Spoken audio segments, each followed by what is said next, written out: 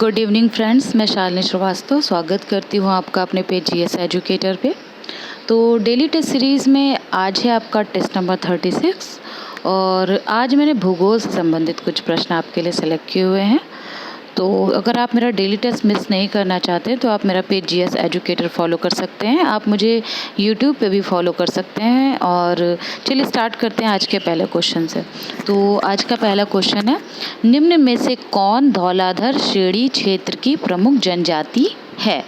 Option A है Abor, option B है गद्दी, option C है लेपचा और ऑप्शन डी है थारू। तो इसका जो राइट आंसर है वो है ऑप्शन बी। पश्चिमी हिमालय की धौलाधर श्रेणी जो हिमाचल प्रदेश के कांगड़ा और चंबा जिलों तक फैली हुई है। ऊंचाई वाले स्थानों पर ये जो है गद्दी जनजाति का निवास है। धौलाधर श्रेणी में गद्दी जनजाति प्रमुख प्राचीन जनजाति है, जिसका लगभग जनसंख्या जो है वो 1 लाख के आसपास है। इनका जीवन स्तर वहाँ निवास करने वाले अन्य जनजातियों से थोड़ा सा अलग है।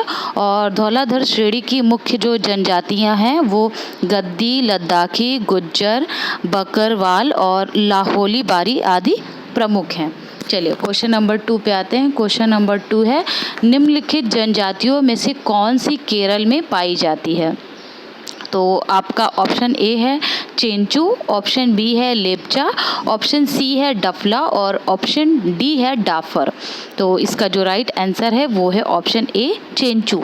लेपचा जनजाति सिक्किम में, डाफर गुजरात के सौराष्ट्र क्षेत्र में और डफला जो है वो अरुणाचल प्रदेश व असम के कुछ भागों में पाई जाती है।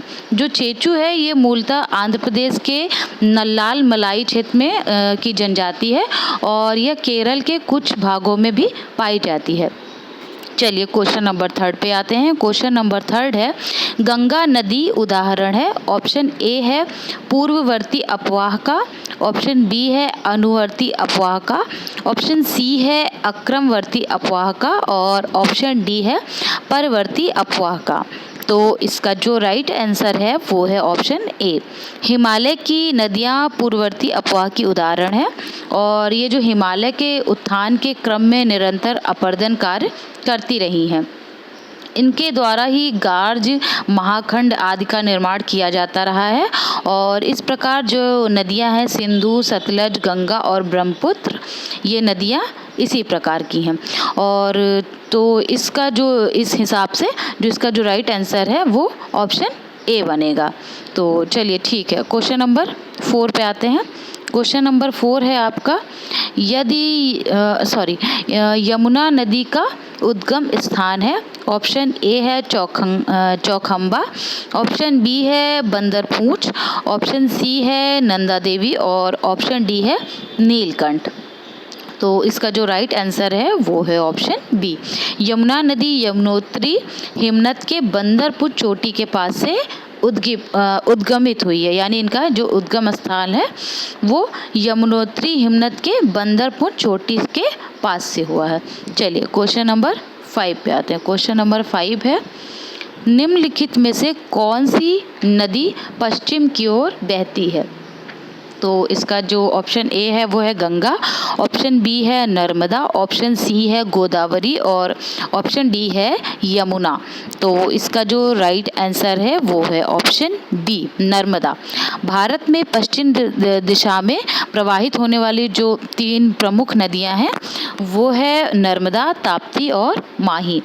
गंगा भारत की सबसे लंबी नदी है और गोदावरी प्रायद्वीपीय भारत की सबसे लंबी नदी है, जबकि जो यमुना है वो गंगा की सबसे लंबी सहायिका नदी है।